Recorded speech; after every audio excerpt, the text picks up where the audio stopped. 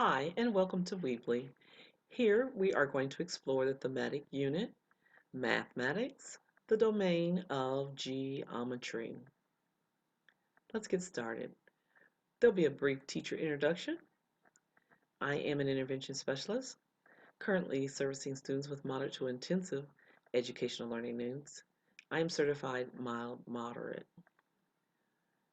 In this lesson, you will see Common Core standards, the standards for 21st century, and Ohio's academic content standards as well for students with significant cognitive disabilities.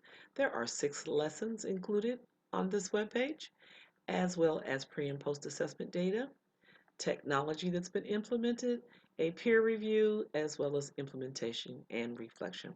So let's go ahead and get started with the Common Core standards.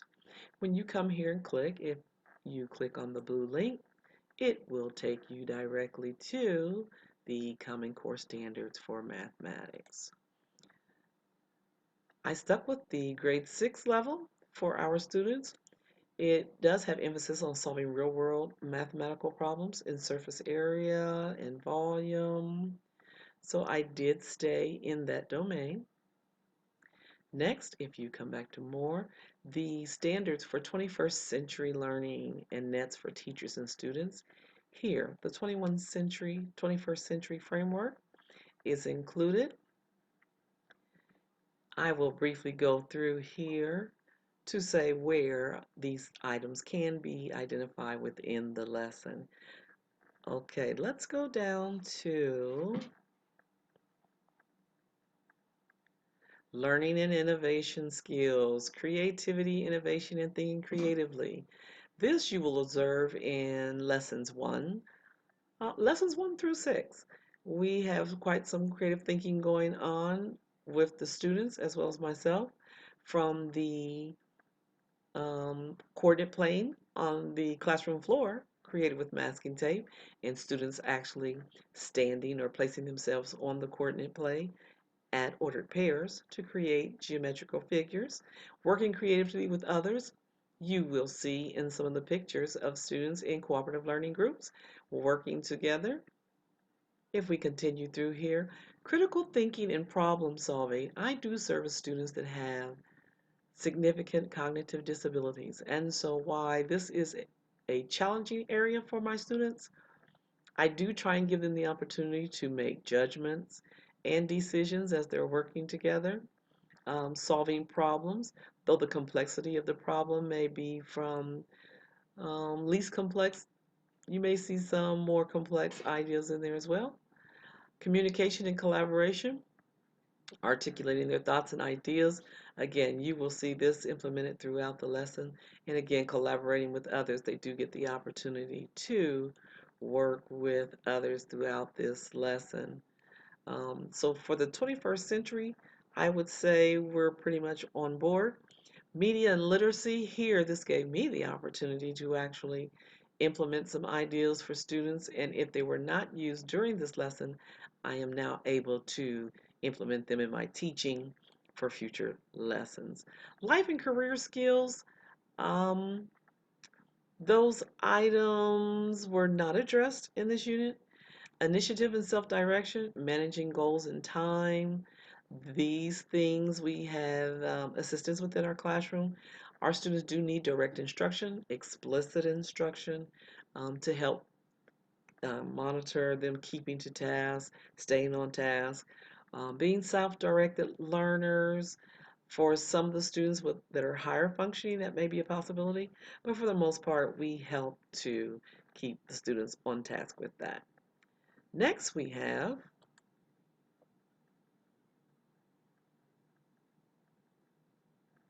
did it again. Ohio's academic content standards, the extended version. Again, these these standards are for students with significant cognitive disabilities. If you click here, it will take you directly to Ohio's academic content standards, the extended version for students with cognitive disabilities.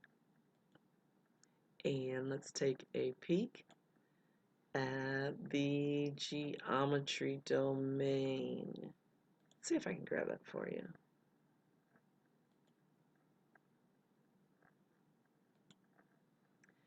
Here, if you take a look, it has a B, a C, least complex, most complex is on the far end on this side, and that would be the A items. So the level of complexity for these students in finding areas, either counting squares, plotting on the coordinate plane, identifying polygons on the coordinate plane. Let me shrink that in so that you can see this in its entirety.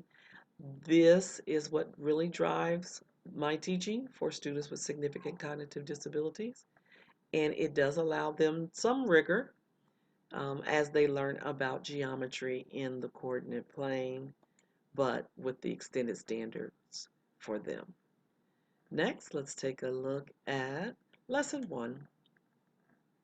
Here you see the students actually with oversized mats that we've created with the coordinate plane, and they're plotting points using stickers. If you come here to let you take a peek at the pre-assessment that we've used, this one was done through Smart Exchange. You're actually within my Smart Exchange. If you click here to preview a lesson, it will not show you the adapted version that I've used, but it will let you take a peek at the lessons that we worked with. Down here, days 2 through 5, you will see the assignments that the students get to interact with. You will also be able to take a look at some real world enrichment that they took a look at. This is through LearnZillion, a very handy site. It will show for them a video, and over here guided practice opportunities, and then an assignment to follow up. So here the real world was finding the distance between school and the mall, and our students understand going to the school and the mall as well. Let's go back up. Next lesson, lesson 2, ordered pairs. Here using the ordered pairs, again we use the oversized mats. And if you click on the blue, it again will take you to Smart Exchange. In the lesson that you will see, you'll scroll down to ordered pairs. Again, you can click the preview, 11 slides here, take a peek through and see some of the activities that the students worked with on that particular lesson. As well, they get to have learning that's packaged as play, and graphing the mole was a game that the students had to basically, if the mole was right there, they had to be able to go across the x-axis to 4 and up to number 2 and choose the correct one before, as you see, it was about to smash the mole. Again, real world enrichment opportunities here include the coordinate plane and solving systems on the coordinate plane. Next lesson. Lesson 3, shapes on the coordinate plane. Here again, this is the tape on the coordinate plane where the students were standing, and once they stood in the correct area, they created a triangle. This was a lengthy lesson, some 28 slides. Again, all the lessons are through Smart Exchange. And if you scroll down, you'll be able to see that LearnZillion was implemented with this lesson as well. And for some of the higher functioning students, they are able to work independently, view those lessons, and complete assignments on their own. 2D and 3D shapes was fun. The students created these themselves. You'll see here we've got some cubes, there's a few cones, some rectangular prisms, and again, real shapes videos. For their pre-assessment, let you take a look at what I would have designed for some of the lower functioning students.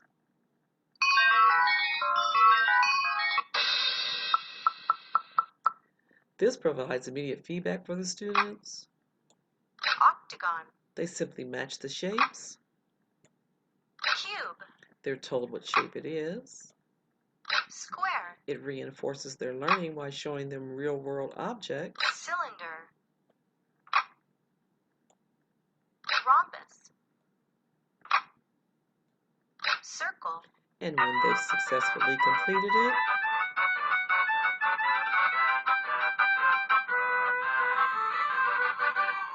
they are rewarded for their learning. Immediate feedback and rewarded for their learning. Next was nets. And again, the figures that you see here were created from nets. Here's some of the students working in cooperative learning group with geometric folding shapes, and these they've made themselves. You'll see some pyramids here, rectangular, cubes, cones, and again, as we explored nets, the Smart Exchange lesson, this is just showing you a brief outline so that when you click on the Smart Exchange link, you will be seeing this particular lesson. And then an activity for them, matching nets afterward to see how the kids fare with what they just learned. Final lesson would be lesson 6. And here you see the students working with triangles. Here they created triangles on the coordinate plane. One student facing the board, the other one sitting with their back to the board. They're describing to them the ordered pairs, and again it should successfully create a triangle for them. The lesson again is once again on Smart Exchange. You come to the Smart Exchange account, click on triangles to preview the lesson. It does require sound as it mentioned because the correct answers will fly away as students venture through that lesson. Sorting angles by type.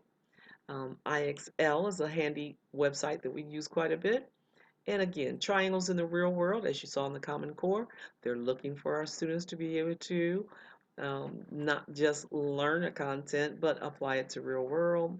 And again, here is a Prezi on triangles in the real world that you can take a look at as you go through here as well. As we scroll back up to the top, next, pre and post assessments. Alternate assessments recently concluded. This is the format that our students are tested in. Here's a triangle. Show me which one of these shapes looks like this. This is some data collected from the students' scores when they took their pre and post assessment. If you'll come down low, you will also see Starfall again, used as an exit ticket, math worksheets that the students use for assessment purposes. You click on that link and it should show you what's working there. Triangles, an interactive math quiz. The shape is A, and sometimes I do have them choose two instead of giving them an A, B, a C, and a D. Next on the website, you will take a look at technology. Any technology that was used in creating this website, as well as with the students, will be listed here.